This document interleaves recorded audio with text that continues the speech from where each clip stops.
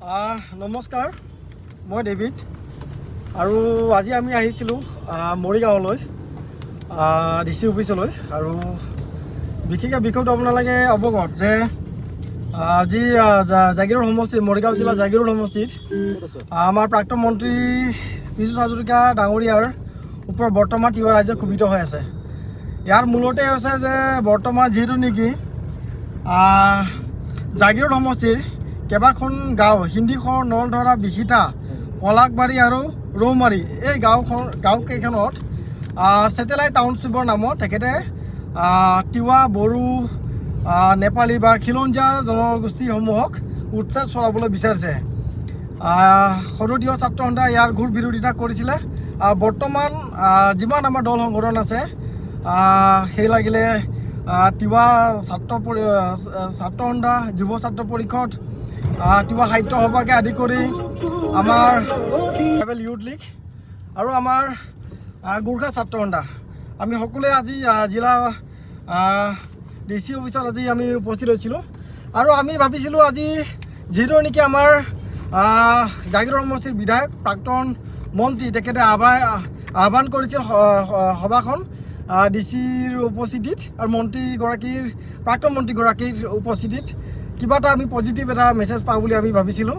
কিন্তু এতিয়া বৰ্তমান আমি মৰিগাঁৱৰ পৰা আমি দেওহাল অভিমুখে গৈ আছোঁ। মোৰ লগত আছে আমাৰ নগাঁও জিলা সমিতিৰ বিহু আছে। এতিয়া কথাটো হ'ল কি, আমাৰ যিটো আমি ভাবিছিলোঁ যে DC অফিচত যিটো আমাৰ পজিটিভ এটা মেছেজ এটা পাওঁ বুলি, কিন্তু সেইটো নহ'লগৈ। DCৰ যিটো আমি পৰা আমি যিটো জানিবলৈ পাৰিলোঁ, তেখেতে কোৱা মতে কেৱল জৰীপটো চেলাইজ কৰা হ'ব বুলি ক'লে। কিন্তু আমাৰ ডিমাণ্ডটো সেইটো নাছিলে। আমাৰ আমি এটা ডিমাণ্ডটো লোৱা নাই, আমি 4টা ডিমাণ্ড লৈ কেনে আহিছোঁ। গতিকে সমূহ ৰাইজে এই বিষয়টো অলপ শুনাটো ভাল আৰু মনোযোগ দিয়াটো ভাল। আৰু এই বিষয়ত আপোনালোকে নিজেও যিহেতু বহুত তিৱা ৰাইজে আজি আহিব পৰা নাই, তেওঁলোকে ছ'চিয়েল মিডিয়াৰ থ্ৰু বহুতো নিজৰ বক্তব্যসমূহ দি আছে। গতিকে তেওঁলোকৰ কাৰণে মই এই 4টা ডিমাণ্ডটো শ্বৰ্টলি দিবলৈ বিচাৰিছোঁ। আৰু আপোনালোকে ইয়াৰ বিষয়ত মই ভাবোঁ আপোনালোকৰ পৰা দিহা পৰামৰ্শ আমি বিচাৰিম সদতিৱা ছাত্ৰ সন্থাই, আৰু আপোনালোকে কমেণ্ট যোগেও এই বিষয়টো জনাব পাৰি। আমি কৈ আছোঁ যে যিহেতু নেকি হিন্দীখৰ নলধৰা, বিহিতা, পলাকবাৰী আৰু ৰৌমাৰী এই গাঁৱৰ যি ৰাইজক উচ্ছেদ কৰি আছে বৰ্তমান, আমি সেইটো কোৱা নাই।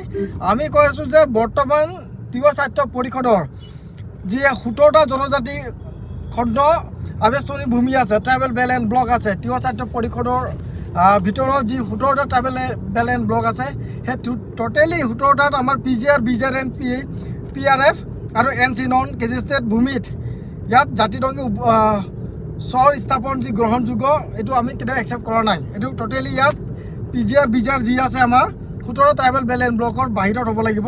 আৰু লগতে বৰ্তমান আমি যদি চাবলৈ যাওঁ তিৱা সাহিত্য পৰিষদটো আমি সামৰি লৈছোঁ। কাৰণ তিৱা সাহিত্য পৰিষদত আপোনালোকে জানে যে 36টা সমষ্টি আছে। নগাঁও জিলাত প্ৰায় বৰ্তমান নতুনকৈ এড হোৱা এটা সমষ্টি আছে, প্ৰায় 11টা সমষ্টি আছে। আৰু টোটেলি আমাৰ মৰিগাঁৱকে আদি কৰি কেনে ইফালে কাকিত এটা সমষ্টি আছে। টোটেলি যি 36টা সমষ্টি, এই 36টা সমষ্টিত আমি টোটেলি যি আমাৰ ছেটেলাইট টাউনশ্বিপটো এইটো টোটেলি আমি ইয়াত গ্ৰহণযোগ্য নহ'ব বুলি আমি DC মহোদয়ক অৱগত কৰিছোঁ। আনহাতে সাহিত্য পৰিষদৰ অন্তৰ্গত বনাঞ্চলসমূহত অতীজৰে পৰা বসবাস কৰি অহা তিৱা তথা অন্যান্য খিলঞ্জীয়া জনগোষ্ঠী ফৰেষ্ট এক্ট 2006 অধীনত ব্যক্তিগত আৰু সামূহিক অধিকাৰৰ পট্টা শীঘ্ৰে প্ৰদান কৰিব লাগে। 2006 চনৰ যি ফৰেষ্ট ৰাইট এক্ট আছিলে, তাৰ অধীনত আমাৰ যিমান খিলঞ্জীয়া জনগোষ্ঠী আছে এই তিৱা সাহিত্য পৰিষদৰ অন্তৰ্গত, সেইসমূহক অতি সোনকালে এই BJP চৰকাৰে ভূমি পট্টা, ম্যাদী পট্টা আমাৰ প্ৰদান কৰিব লাগে বুলি আমি ডিমাণ্ড কৰিছোঁ। আৰু তৃতীয়তে আছে জাগিৰোড যি কাগজ কল স্থাপন আছিলে পূৰ্বতে, বৰ্তমান ছেমি কণ্ডাক্টৰ তাত আহিছে। তাত যদি আমি চাবলৈ যাওঁ সেই মাটিসমূহ পূৰ্বতে তিৱা ৰাইজৰ আছিলে, বৰ্তমানো এই তিৱা ৰাইজৰ নামতে আছে। বিভিন্ন তাত তিৱা ৰাইজে তাত পূৰ্বতে আছিলে। তাত বিভিন্ন ধৰণৰ প্ৰলোভন দি কেনে তিৱা ৰাইজক তাৰ পৰা আঁতৰি দিয়া হ'ল। বৰ্তমান ছেমি কণ্ডাক্টৰ যি তাত স্থাপন কৰা হৈছে, তাত আমাৰ ডিমাণ্ড যে বৰ্তমান যিটো semi conductor Tata semi conductor আছে, সেই উদ্যোগৰ 100% স্থানীয় জনজাতি মানে 100% ST তাত খিলঞ্জীয়া নিবনুৱা যুৱক যুৱতীয়ে তাত পাব লাগে, নিয়োগৰ নিশ্চয়তা আমাক প্ৰদান কৰিব লাগে বৰ্তমান চৰকাৰখনে। গতিকে এইকেইখন আমি এইকেইটা ডিমাণ্ড লৈ কেনে বৰ্তমান আমি DC গৰাকীৰ লগত আলোচনা কৰিছিলোঁ, কিন্তু DC গৰাকী কোৱা মতে তেখেতৰ লেভেলৰ এইটো আলোচনাটো নহয়গৈ। অতি সোনকালে তেখেতে আমাক আস্থা দিছে যে হাই লেভেলৰ মিটিং এটা কল কৰিব। আমি বিচাৰিছোঁ যে চিফ মিনিষ্টাৰ লেভেলৰ এটা মিটিং হ'ব লাগে, তাত উপস্থিত থাকিব যিজনে জাগিৰোড সমষ্টিৰ জনপ্ৰিয় বিধায়ক বুলি নিজকে কয় পিছু হাজৰিকাদেৱ, তাতে উপস্থিত থাকিব লাগিব বুলি আমি DC গৰাকীক কৈছোঁ। আৰু আমাৰ স্থানীয় আমাৰ এগৰাকী তিৱা বিধায়ক মৰিগাঁও জিলাৰ সন্মানীয় ৰমাকান্ত দেউৰী ডাঙৰীয়া অসমৰ সেই সভাতে উপস্থিত থাকিব লাগিব বুলি আমি DC গৰাকীক কৈছোঁ।